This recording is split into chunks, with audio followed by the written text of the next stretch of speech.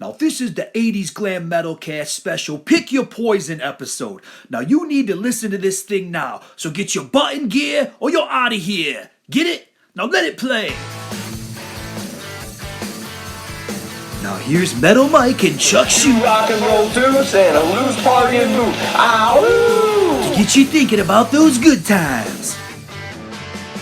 Well, Chuck, welcome to the 80's Glam Metalcast. How you doing, man? I'm great. Thanks for having me. It's an honor to be here. Oh, man, thanks for coming on. As you know, this is going to be a special Pick Your Poison episode. It's going to be all about poison. We're going to talk about the looks, the tours, the videos, and of course, we are going to do an album ranking. We may disagree a little bit. What do you think, Chuck? I think it's going to be close, but I think my number one might be different than yours, but maybe not. We'll see. Yeah, I'm interested. But first, you host the Chuck Shute podcast. Tell everybody what you do on there. Yeah, I mean, it's probably similar to your podcast. We've actually interviewed a lot of the same guys, like Joey Allen from Warrant and Tony Harnell from TNT. But I kind of branch out a little bit, too. I don't just do music guys or even just 80s rock guys. I interview authors, and I've had some movie, TV kind of people on and some sports people. And I'm trying to continue to branch out and do different stuff. And I'm trying to do 2 or 3 episodes a week.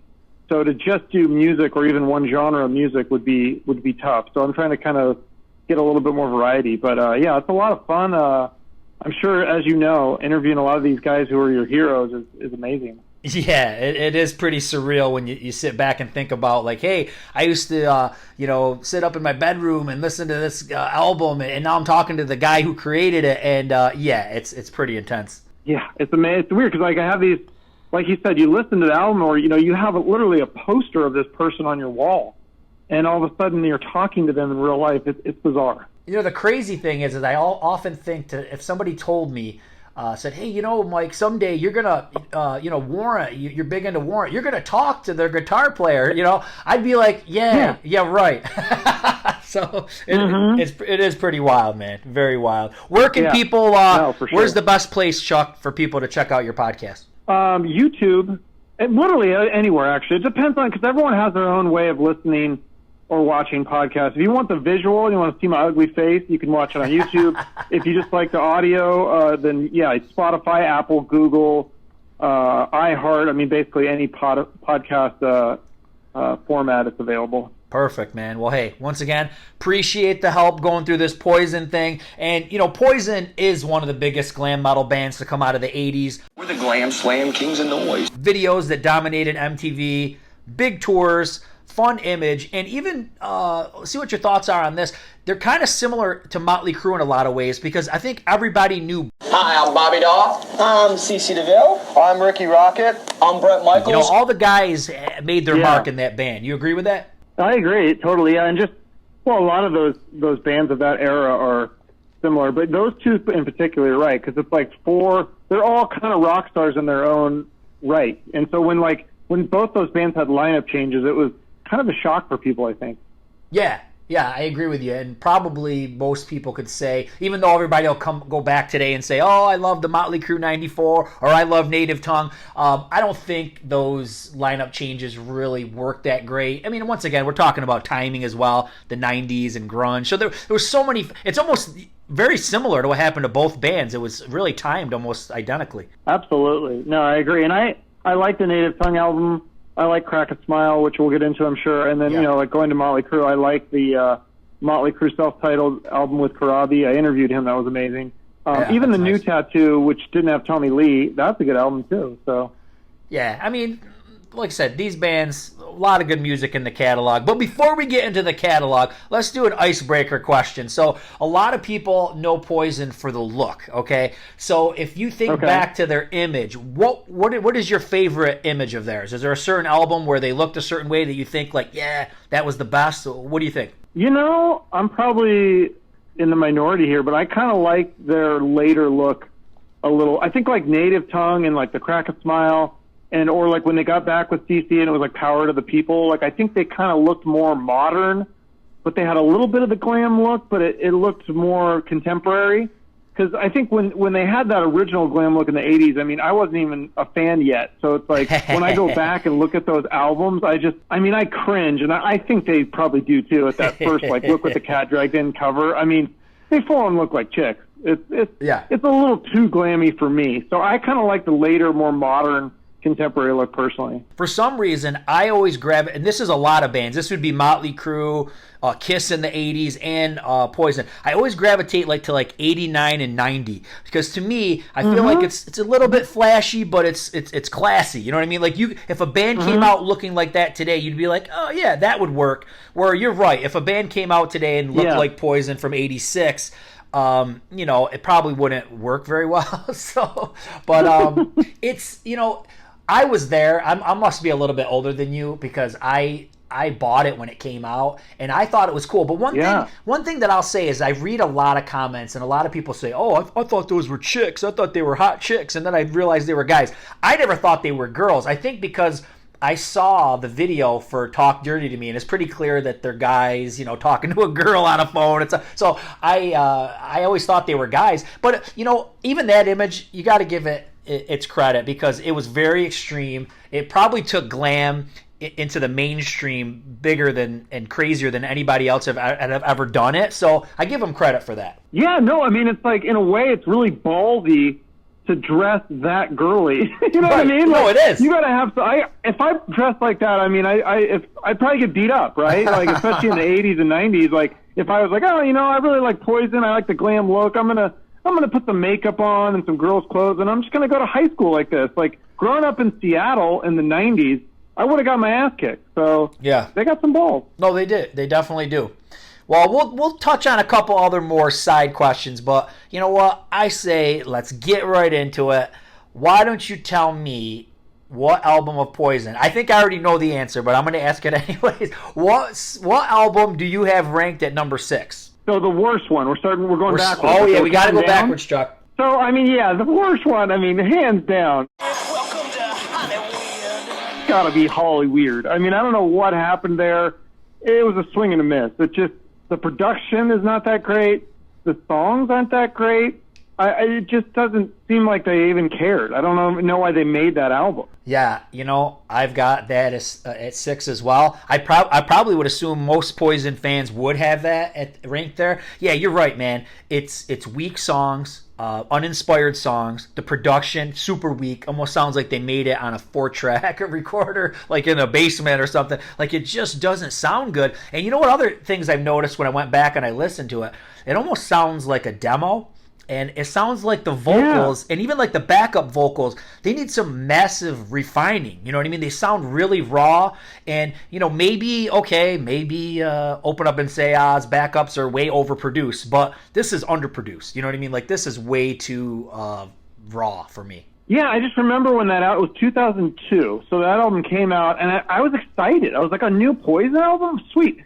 And I think I bought it, like, sight and unsound. Like, I think I just, bought the album without even hearing it because it was Poison, and I was a big fan, and I still am. And so I think I remember getting it and, like, trying to like it, like, listening to it. I was, well, maybe I need a second listen, and then maybe I need a third and fourth listen. And I just couldn't get into it. It just wasn't there for me. So I don't know if the band feels that way too, or I'm not sure. But they haven't made an album since, so it does make you wonder. Yeah, and that's unfortunate because I really hope they make one more album and kind of redeem themselves. But yeah, even songs like a song like Shooting Star, when you listen to the lyrics of that, it's basically like a rewrite of Fallen Angel. It's the same concept, and it's just like, I don't know if they had I don't know if somebody just said, guys, you just got to make an album, but there really was no ideas to really put something decent together. I don't know. It's definitely a letdown. Yeah, and it's interesting. I looked it up today because I always thought that they had like maybe produced it themselves. Like you said, it sounds like a demo, but it was actually produced by this guy, Tom Panuzio or something. And he's done a lot of like Alice Cooper and Ozzy Osbourne and done all this great stuff. So I don't know if he was just going through the motions too, or they just ran out of money or something. I don't know what happened with that, but I hope that they redeem themselves and put out a new album. I gotta say though, the one thing, and I don't know why I find it somewhat entertaining or I don't mind it, is the cover of the Who's Squeeze box. I think it's kind of like funny and it kind of works for Poison, but once again, that's okay. Just like underproduced, and just the original songs just not there. Like, not to the high quality that we're used to from Poison. Right. But I give CC credit. I don't mind when he sings, and honestly, I think some of his songs might be better than all the other songs. It's just not much there. Oh, for sure. Yeah, and if you look at, I know we're not going to officially rank this one, but the Power to the People album, which is more of a live thing, but there's a couple new tracks on there. His song that he does called "I Hate Every Bone in Your Body But Mine." I mean, that saved the album for me. I remember being at the concert, and it was Poison, Cinderella, and Dokken. And somebody, like, you know, we heard he introduced that song, and everyone started laughing. And then I remember some guy afterwards going up to the T-shirt vendor and being like, "Hey, I want that shirt," but they didn't sell it. I don't know why, because that would have been a great shirt to own. I think the one that's on Hollywood that's pretty cool is "Living in the Now," and that's pretty catchy. So that, I feel like that's a well-written song. I mean, it doesn't sound like Poison at all, but it's at least it's a well-written, memorable song. I'll give it that. For sure. So what do you have at 5? So for 5, I have "Crack a Smile," which I think this is a big upgrade over Hollyweird. You know, it's not like one of those ones where every song is good, but there's some pretty decent songs on this. Like, it starts off with that song, "The Best Thing You Ever Had." Mm-hmm. It's got this cool acoustic intro, and then it just kicks in and just rocks hard. And I love that song. And then I love the song, their cover of the Rolling Stone, the Dr. Hook song. I think that's a great cover. It is, man, and you probably are picking up on this too. Actually, strangely enough, guys, we didn't plan this. I have that at number 5 as well. I love the album, and it's got great production. But what's cool about this album, in my opinion, is the fun vibe of Poison is back, where maybe Native Tongue is a good album, but it's not really fun. I feel like they found a way to kind of integrate the fun vibe, and especially when they do the cover of the Dr. Hook, it almost sounds like comedy, like a comedy album or a comedy song, you know. And I think it's really cool. I dig that sense of humor that they showed on there. You know, it's not pretentious. It's a little bit more lighthearted. I dig it. Come on, bro. Don't touch me now. I'm going to tell you who we are. Yeah, like they're just having a good time, and like you want to join that party, which is what the band was really all about in the first place. Do you ever feel, though, like it's kind of like once again, I'm not going to say that this is a true Poison sound, but, you know, there's elements of the true Poison sound in there, but I feel like it's like a glam country hybrid. You ever get that vibe from some of the songs? Oh, for sure, yeah, because I think it's a fine line between the blues and the country. And this one, there's almost some songs, and well, especially with Bret Michaels' solo career, if you look at that, I mean, he basically went full country with a lot of that stuff. So I think you're getting a taste of that, especially with CeCe not in the band. I'm sure Michaels had a lot of the control with songwriting and stuff, and creative control with what, you know, the way that the band sounded, and he just took it in that country route for some of the songs. It's really unfortunate, Chuck, with this album that it didn't get a proper release when it was being recorded. I mean, I don't know. I mean, if it was, I know a lot of stuff went down. I want to say it was supposed to come out around 95 or 96, and then Capitol Records thought they should do the greatest hits instead, and then 2 songs from this made it on the greatest hits, which are actually really cool songs. I think it's Sexual Thing and Lay Your Body Down. But, you know, it's unfortunate because I think people might feel different about this album if it had a proper release with a tour. Once again, if they made a video, I don't know who would have played it. But you know, I just feel like there could have been a bigger push where it kind of just came out with a whimper. Didn't it come out like in 2000 or something like that? They just threw it out there. Yep, 2005 years later. Because I think in 95, I mean, it was so rough being in a quote-unquote hair band. So, but I think in 2000, enough time, it'd been like kind of 10 years since grunge had started taking over, and so there was kind of this resurgence, and so that's when they put this album back out. And then I think that was the first time I saw them in concert, because that's like the Cinderella and Dokken tour. I think that was around 2000 as well. Yeah, I think you're right. Now, what do you think about Blues Saraceno being in there? I mean, it's kind of hard because I don't know about you, but I don't sit and just focus on guitar solos. I'm more of a song guy. But, I mean, it's good playing. You know, I don't know if it's the right playing for Poison, but it's good. He definitely has a very unique guitar sound. I actually had one of his solo records, and I remember when I was a kid and learning guitar, my guitar teacher, we worked on one of his songs together, and then my guitar teacher went to some like conference and got his autograph. So I thought that was kind of cool. Oh, that's cool. So I thought he was cool. I think he was a better fit for Poison than Richie Kotzen, who they originally decided to take over for CC, and it was between Richie and Blues. And I think the other two members of the band voted for Blues Sarcino, but Bret Michaels, like Richie Kotzen, and Bret Michaels got to win out, and they picked his guy. And then obviously Blues was the backup, but I think Blues ultimately would have been a better choice because he's a better fit. Yeah, he seems like, at least, once again, maybe they were all going for that fun vibe, but when you watch live performances from this era, I think they played in, Brazil at festivals and stuff like that. It looks like they're all having fun, and he fits in with that vibe. So you ever seen any of that or no? No, that sounds amazing. Yeah, I would have loved to see Poison during that era, or even with Richie Kotzen, because I just became a fan at the tail end of the height of this kind of music, and I was in Seattle in the 90s. So these bands did not come to Seattle in the 90s. So I was like screwed. And so I remember the first time I saw Warrant was with Jamie St. James. I had to drive like 7 hours to Idaho to see them, and LA Guns and Firehouse and all that stuff. So those bands just didn't come to Seattle. They probably still don't, honestly. I live in Phoenix now, so. You were in grunge headquarters during all this.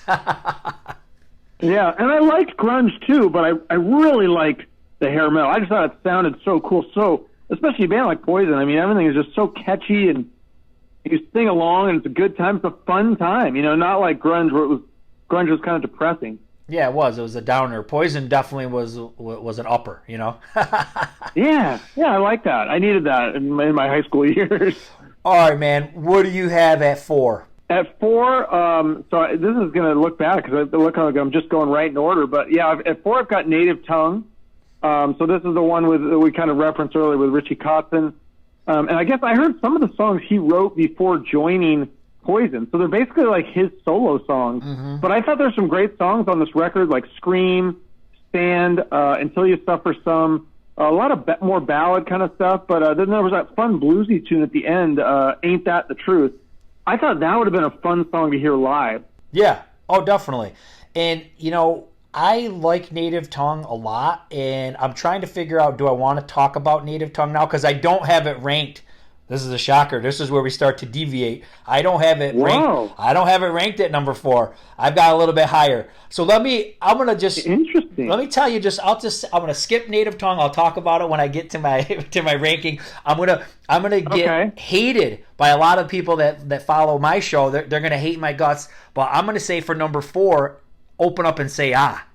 Oh, that's bullshit. Where I've got it placed. Okay. Now, wow.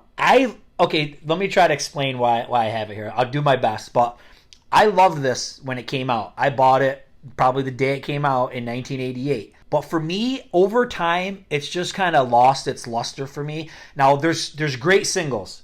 Fallen Angels, a tune still I love to hear. But there's a couple singles that I'd be okay if I never heard again. And it's not because they're bad songs. They're just overplayed. Nothing But a Good Time, I've heard 800 million times. Yeah. And I've heard Every Rose Has Its Thorn, equally. So they're great songs. Right. I don't want to hear them again. And then besides... Yeah. The only 2 songs that I really gravitate to that I want to listen to a lot are Love on the Rocks and Look But You Can't Touch. And for me, the rest of the non-singles, like Back to the Rocking Horse and Good Love, I don't know, man. I just never want... I'm just judging about where I'm at today. I don't ever feel a need to go back to a lot of those songs. So... I don't know. I don't know why I feel that way about that album. But yeah, I've kind of got it a little bit lower. One thing, though, that's odd about this one was the cover, okay? So the cover came out, and there was this demon tiger girl, whatever, with the long tongue. And the retailers said, no, this is too raunchy. And then ultimately the cover just became a strip that shows her eyes and the rest is black.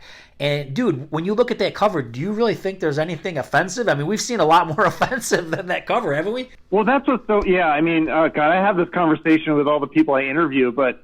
It's weird to see. I remember, like I said, I caught the tail end of the 80s. It was more getting into music in the 90s. And that was like, there was definitely a lot of censorship going on. And then the fighting that was for those stickers and all this, and Dee Snider fighting, in Congress for, censorship. And John Denver saying, no, we shouldn't have a censorship system with music because it's, it's up to interpretation. So, yeah, to me... I look at the Poison cover with the tongue, and I'm just like, huh? Like, what? Like, really? Like, but I think it was very sensitive to Satan and devils and demons and things at that time in the 80s.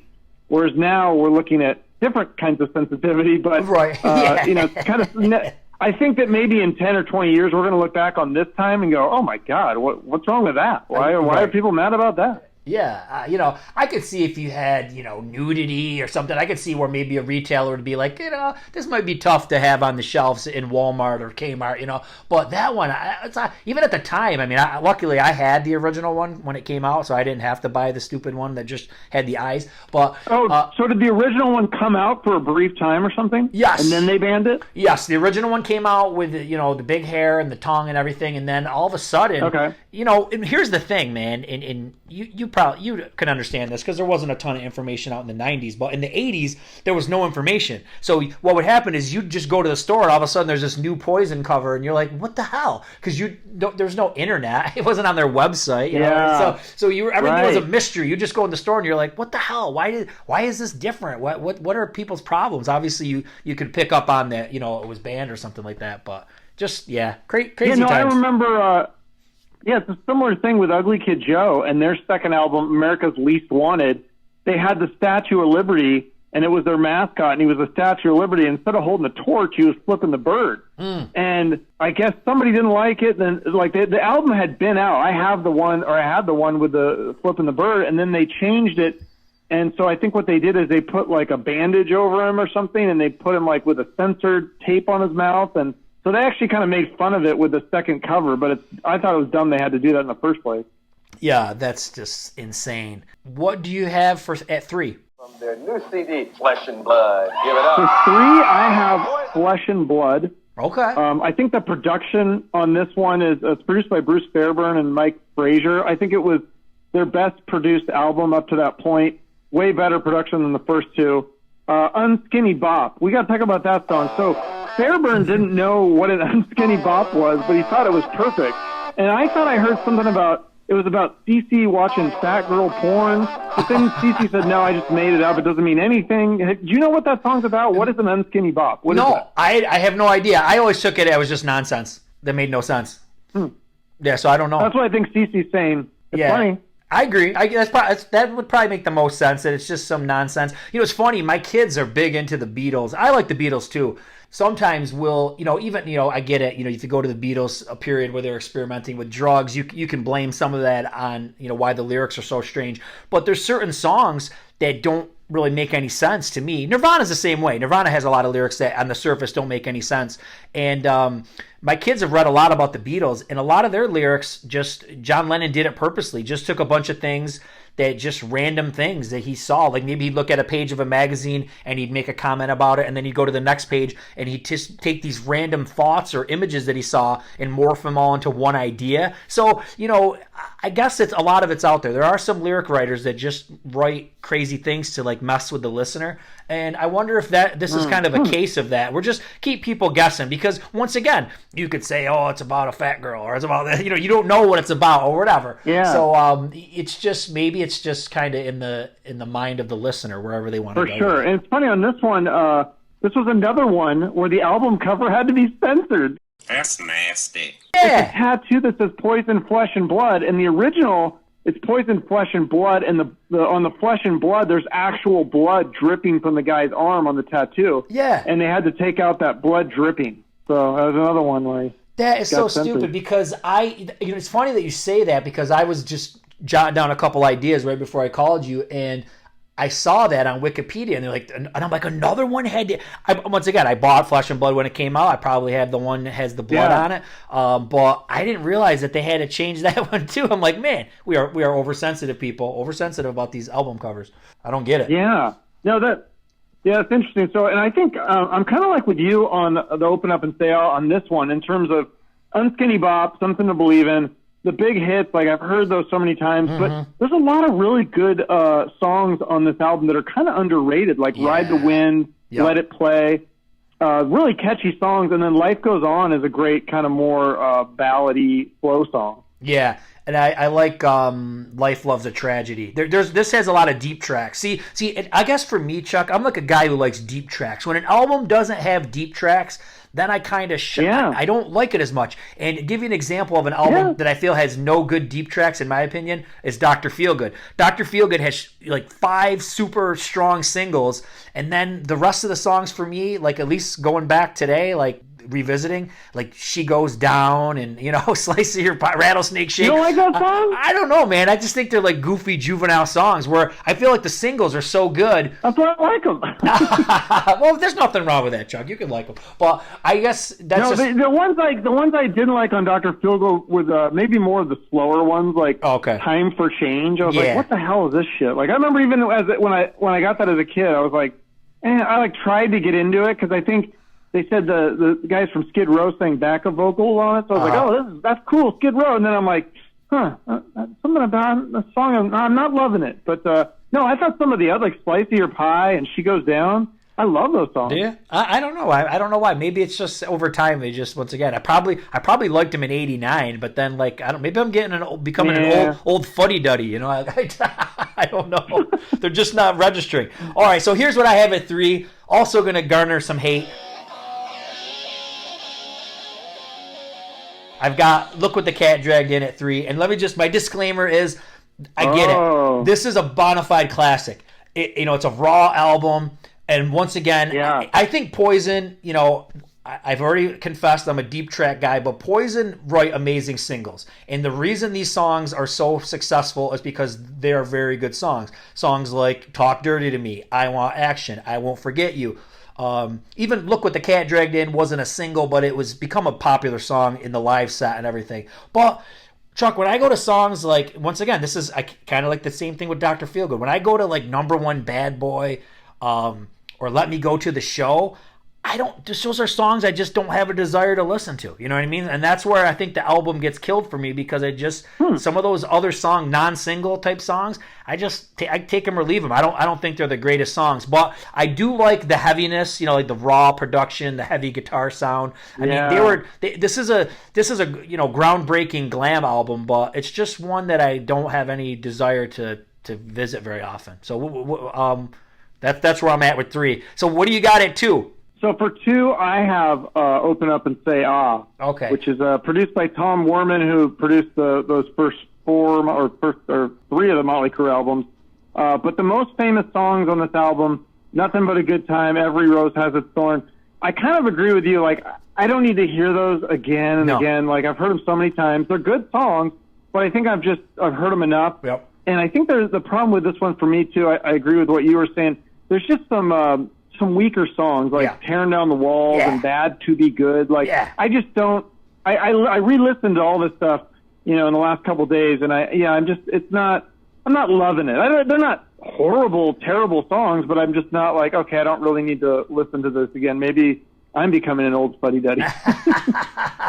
Well, Chuck, I sometimes wonder with these albums, are they like a period piece, is what you could call them? Is that like in 1988, this was the shit, man. This was incredible. This made sense, But maybe when we get to 2020, you're like, strong points. No one's ever going to say that Nothing But a Good Time isn't a killer tune or some of these other ones. But you're right, Tearing Down the Walls. Or I don't know, maybe that's one that just doesn't work anymore. Maybe it just didn't stand the test of time. But maybe you got to take it into context, like this timestamp of 88 or 86, that this, personifies what that era, what that decade meant. So maybe that could be part of it. I really don't know. Well, you want to hear? I think it's like you said, when you're talking about the whole album, to listen to the whole, I mean, if every song was like a Nothing But a Good Time, then it would be an amazing album. But when it's like you got Nothing But a Good Time and then you got Bad to Be Good, I mean, that's like a pretty big drop off for me.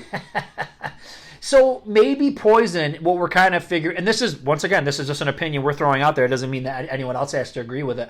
Maybe Poison, to some extent, is like a singles band. They knew what their big, strong songs were, and then they just threw some other ones on there, whatever. Because at the end of the day, the album can get carried by 4 or 5 songs and be a multi-platinum album. You know what I mean? Maybe they didn't focus that much on some of those other tunes. I don't know. I think it's what, like you said, it's a snapshot in time. And I mean, I think a good example of this too for Motley Crue, for me, more than Dr. Feelgood, I would say Theater of Pain. Mm-hmm. I mean, there's like some songs on some album tracks on that one that I'm just like, I mean, I almost can't listen to those songs today because they just don't sound good at all to me. And I feel like Nikki Sixx even agrees on that. He doesn't like it either. So, well, let's not go there because that was my first Crew album and I liked that one, so I'm going to leave it alone.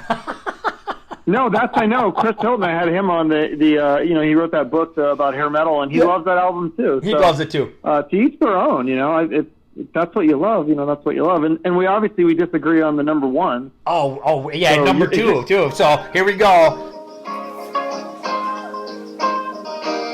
Gonna have some massive hate from everybody, but I got Native Tongue at number 2, and I'm gonna plead my case. I'm gonna plead my case. And here's the funny thing: I gotta make a confession here. So, in '93, I gotta admit it, I didn't want anything to do with this album. I didn't even buy it. I think I saw Stand.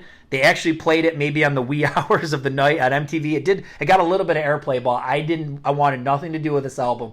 And then probably around 95, I bought it or maybe 94, somewhere in there. I bought it in a cheapie rack, we used to call them, like it was like clearance or something like that.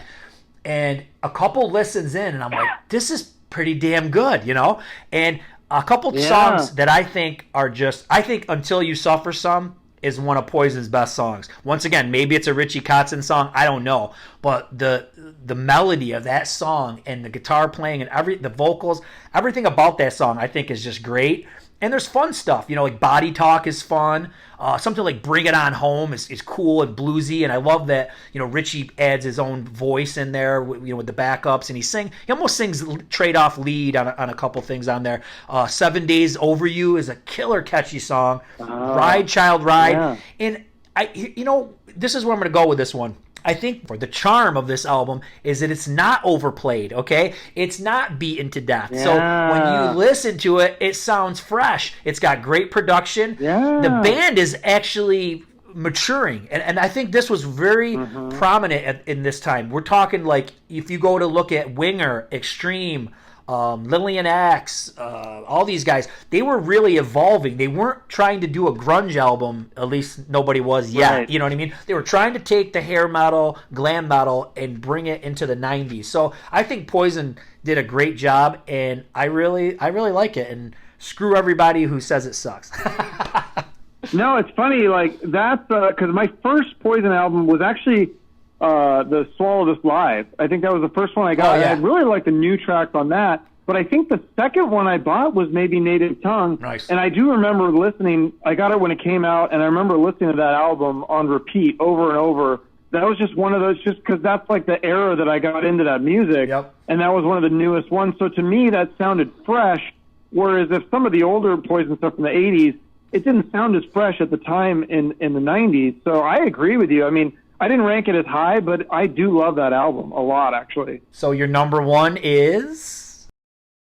So my number one, and I think this has actually changed, because I think in the 90s when I was a kid, I might have even ranked Native Tongue number one. I liked it that much. Right. But I think over time, I've really become a fan of Look What the Cat Dragged In. Yeah, and I think the cover disturbs people, it disturbs me, but if you just listen to the album as an album, I think this one holds up, because I re-listened to this again, and I'm like, I don't think there's a bad song on this album. I think every song is good. Maybe there's maybe one song at the end there that's not the greatest. What is that? Is it Let Me Go to the Show? Let Me Go to the Show? Is that the last song? I like Let Me Go to the Show. I want to say maybe number one Bad Boys, kind of weak.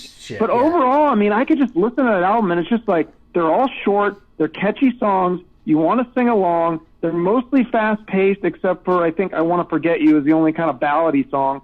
And, I mean, it's a 33-minute album, and I like the production is shitty. Bret Michaels called it a glorified demo. Yeah. But I think what happens is it works for the style and the energy of this music. They seem hungry. It cost $23,000 to make.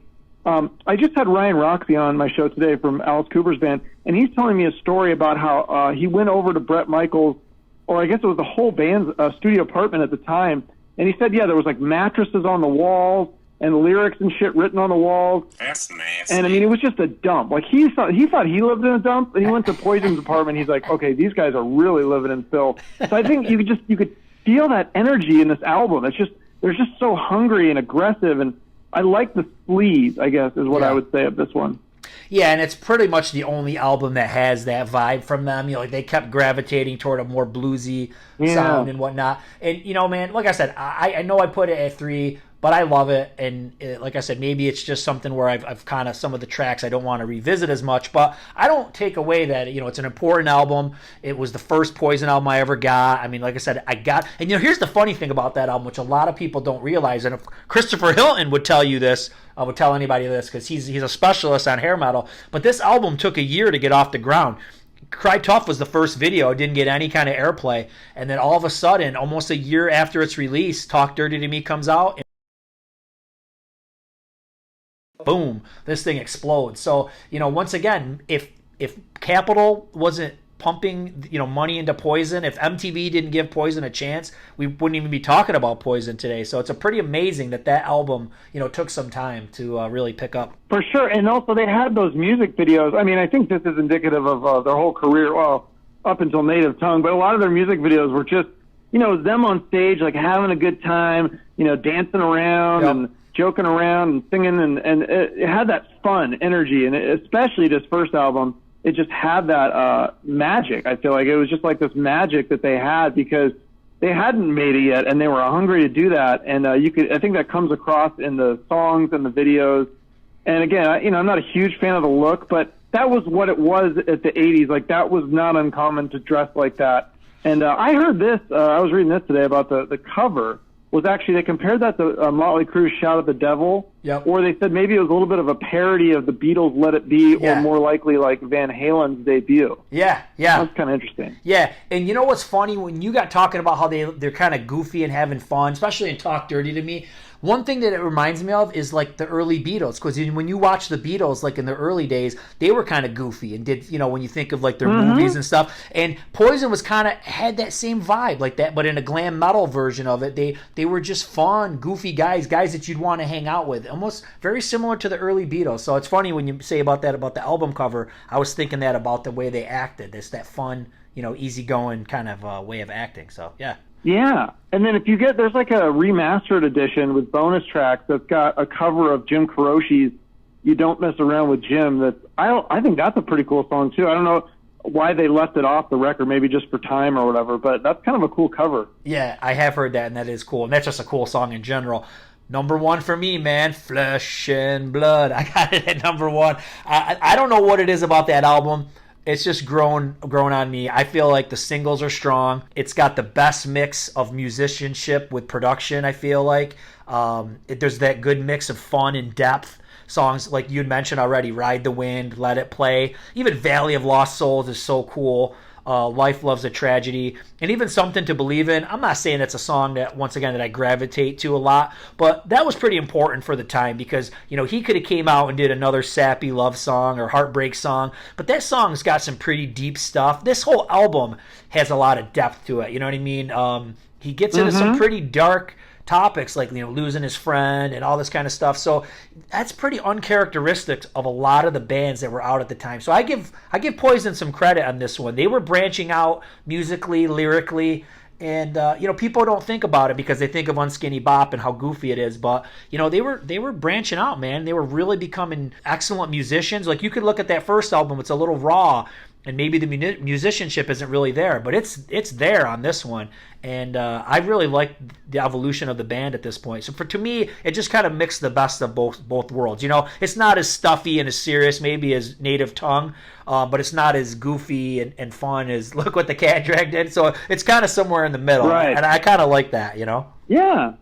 No, for sure. And I would say, too, like, for honorable mention, you know, because we're just doing the albums, but like I said, that first album that I got, Swallow This Live, where the few new songs on that one are so good. I think, and that's kind of an extension of the Flesh and Blood, like So Tell Me Why. I love that song. It's a good song. It's so catchy. I love it. Yeah.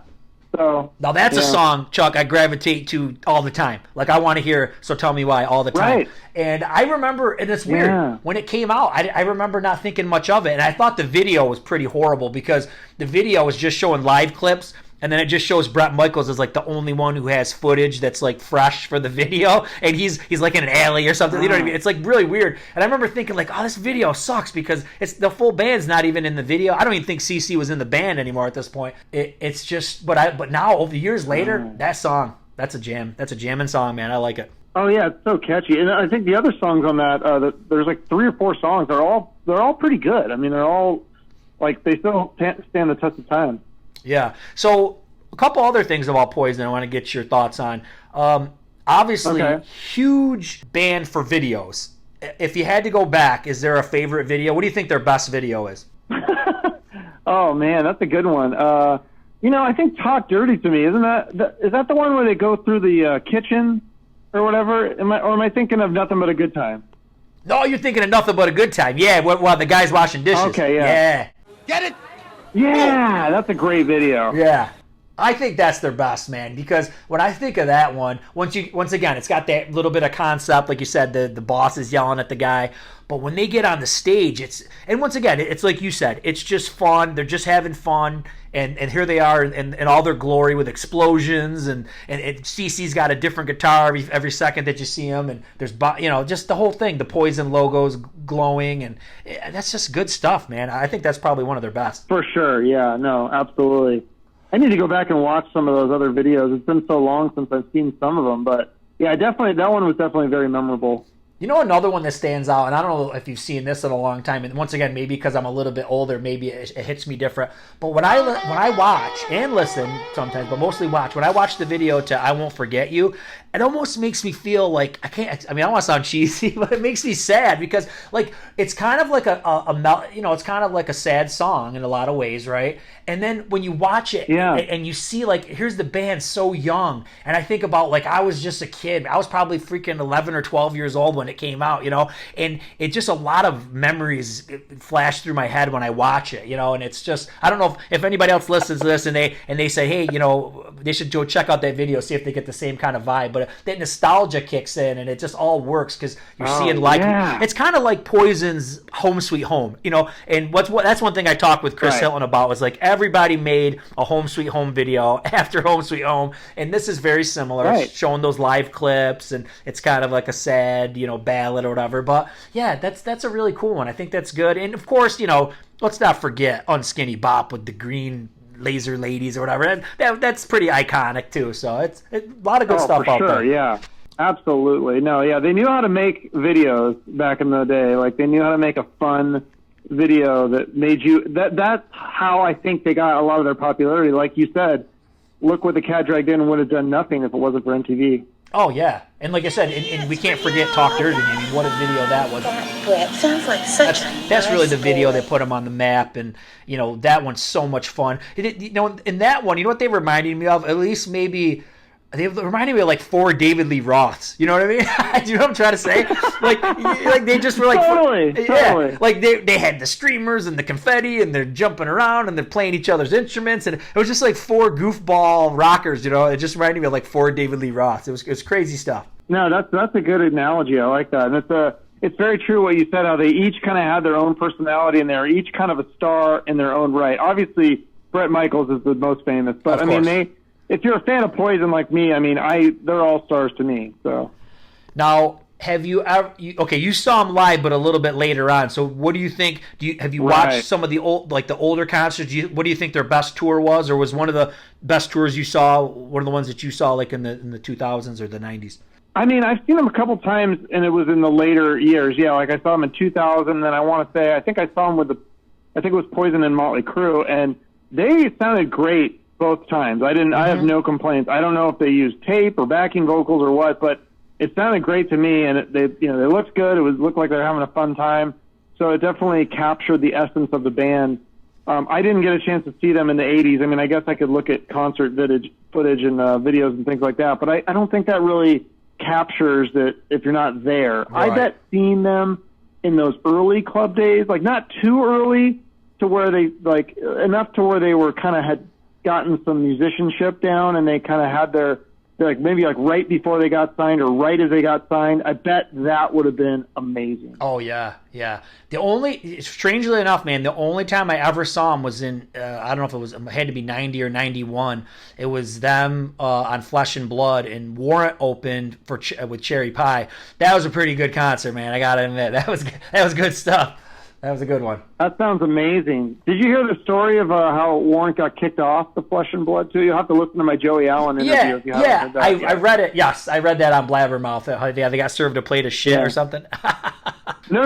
That was Dr. Feelgood. That was Motley Crue. Oh, that was Motley Crue. They got kicked off the Warrant tour, or the Poison Flesh and Blood tour. Warrant did because I guess Poison had put up these like walls or something on the stage to kind of make their stage space smaller towards the end of the tour, and so Janie Lane just shoved them over, and so they got kicked off for that. So kind of funny. Oh, okay. Yeah, I thought I remember hearing something about that. Yeah, Well, I think after pretty much after that, Warrant exploded with Cherry Pie, and they were out on their own anyways, touring. So right, yeah. So hey, that was awesome, man. I was so glad that we got to talk about all that Poison stuff. But we didn't see it completely eye to eye. But you know what? It was a fun conversation. I think we can at least understand each other's points of view then, right? No, I totally agree. And you make some good points that I almost want to like evaluate my rankings, because I do love Native Tongue a lot as well. I think that is a great album. And Flesh and Blood, I think I appreciate that more now as well.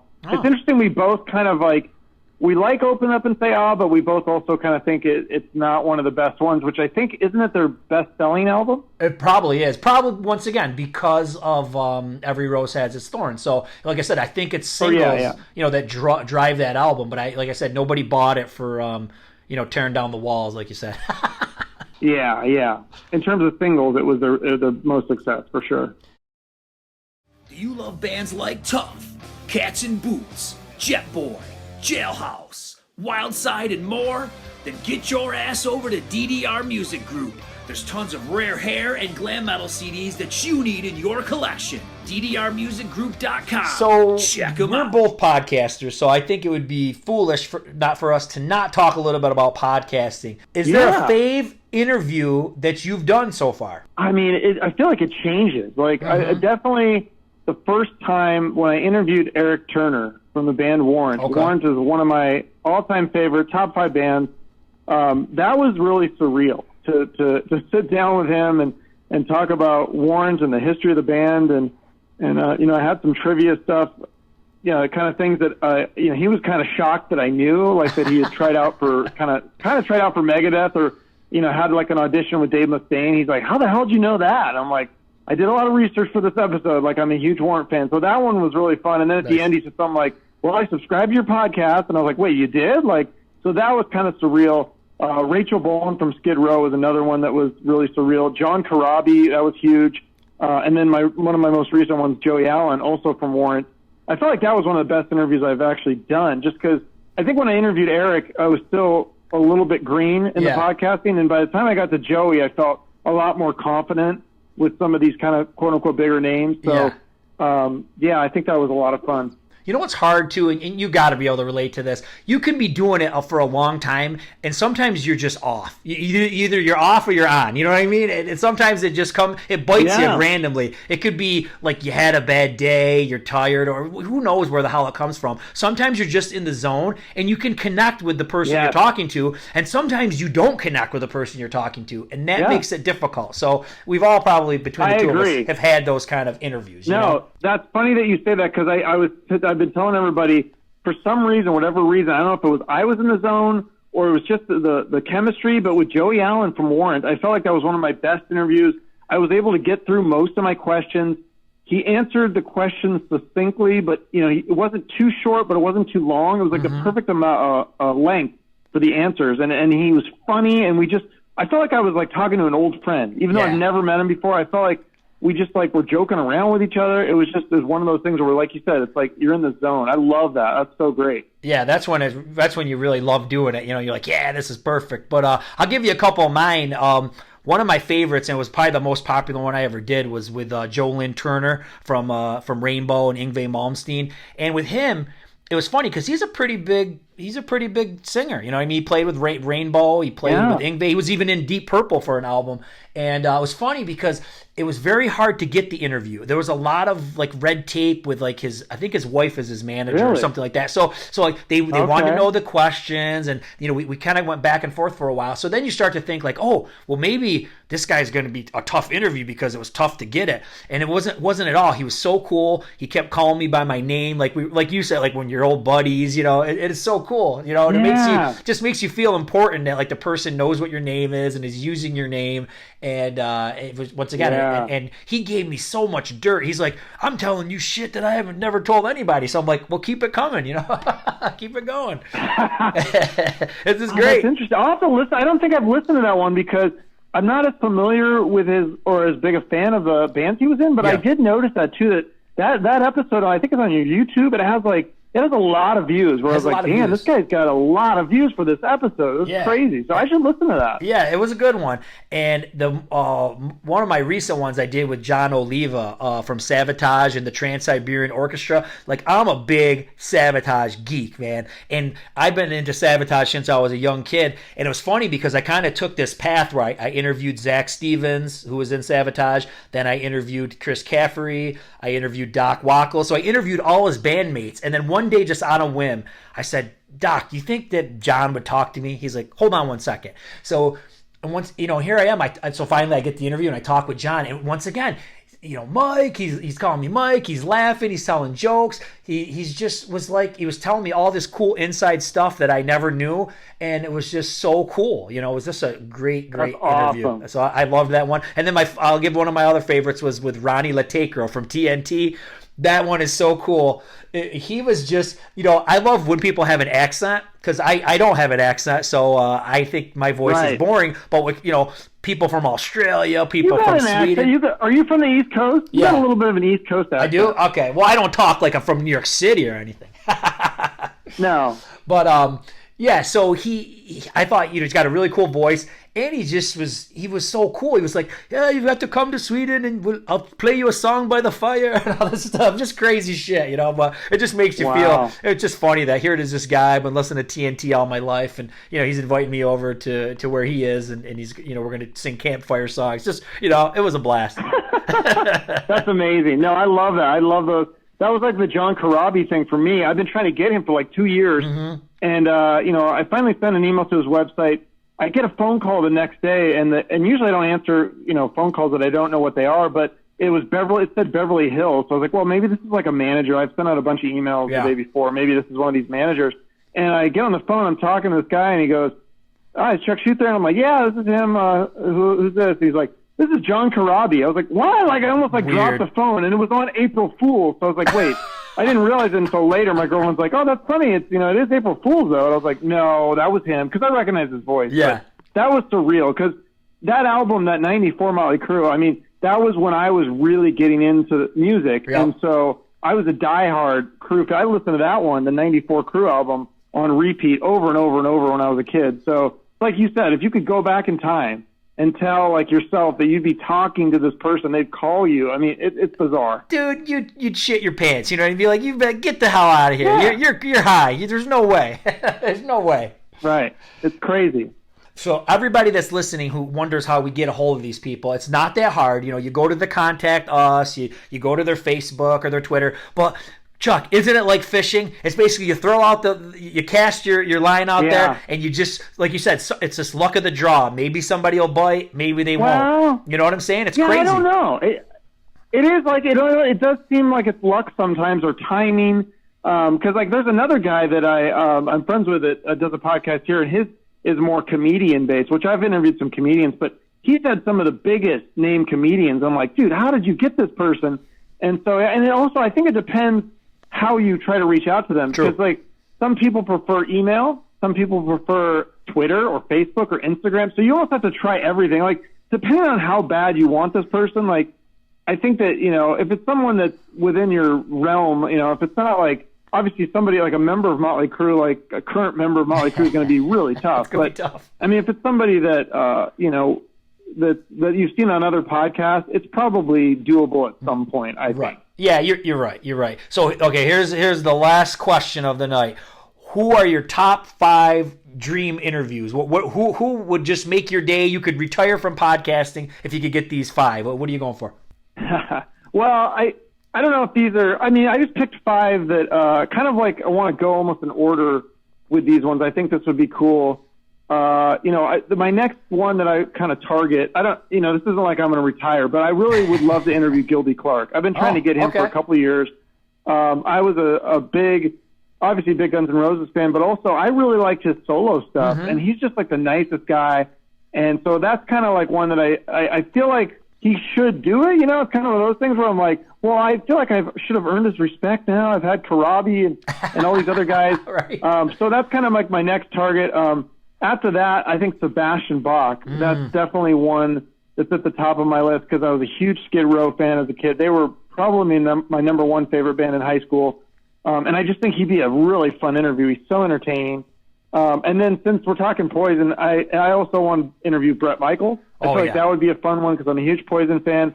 And he lives in Phoenix, and I just feel like he should do my show. I feel like that's what's going to happen. And then my last 2 are Slash, and then Axl Rose would be number 1. I think Axl Rose, that's like for like like you said, the one that I would just probably like retire on. If you could get that, you'd have to. He doesn't do interviews. No. What's that?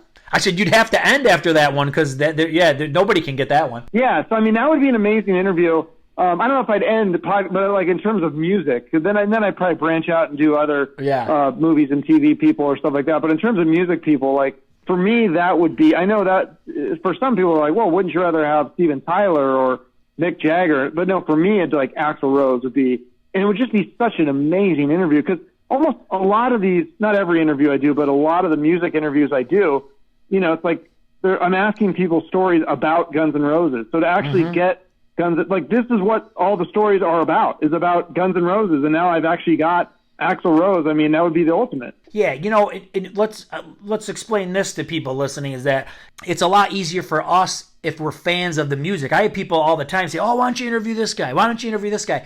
Yeah, I can, but if I'm not familiar with their music, it doesn't mean as much to me because, like I said, like we were talking, I want to connect with one of those people that I've been listening to my whole life.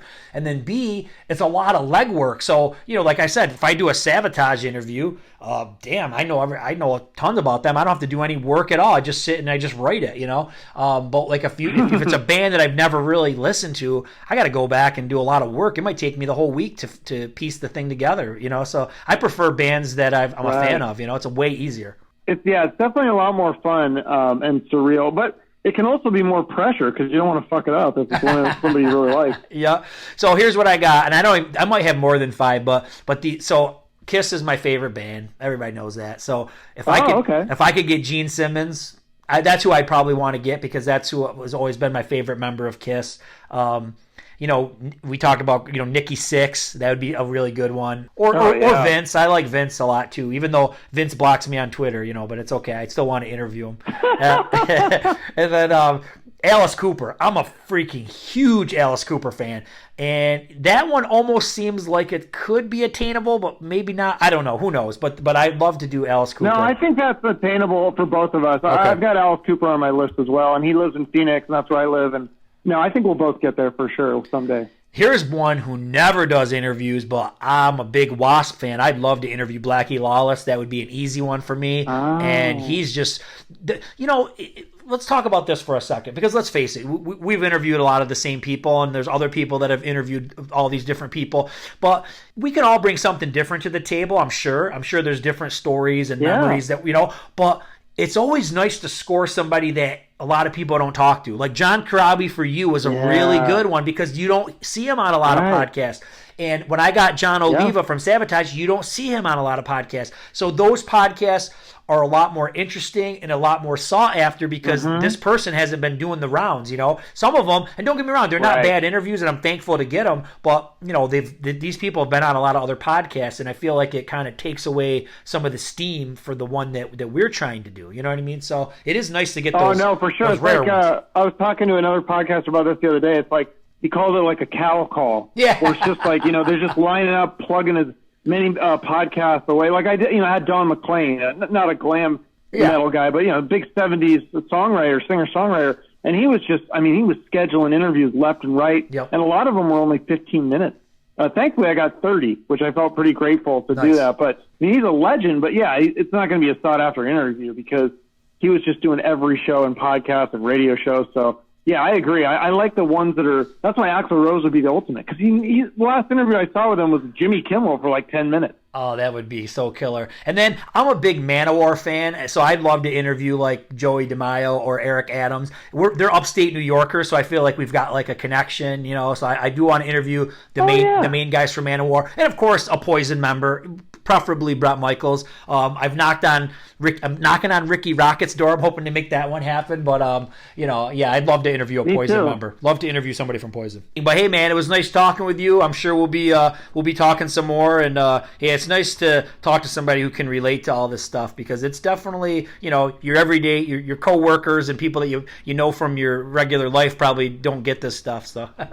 Oh no, for sure, and especially like I said, I was a teenager in Seattle in the 90s, and there was nobody that was wearing Poison shirts or Motley Crue shirts except me. So I was very alone. But now with the internet, I find all these people that love hair metal. It's amazing. It's like this nice, cool little community. Like there's podcasters. We got like authors like Chris Hilton, and all these musicians are part of the community too. They're really nice and generous with their time. So it's amazing. Yeah, it is amazing. Well, brother, it was nice chatting with you about Poison. Hopefully we can talk again about some metal topics, man. Absolutely. All right, Chuck. For sure. Anytime. Have a good night, man. Thanks for having me on. You got it. You too. Bye-bye. Bye. Well, that was great talking some Poison with Chuck. Make sure you subscribe to the Chuck Shute podcast. And make sure you subscribe to the 80's Glam Metalcast. We got lots of cool stuff on the way. And always keep an eye for our live streams that happen about every other week. Thanks for listening. Rock on!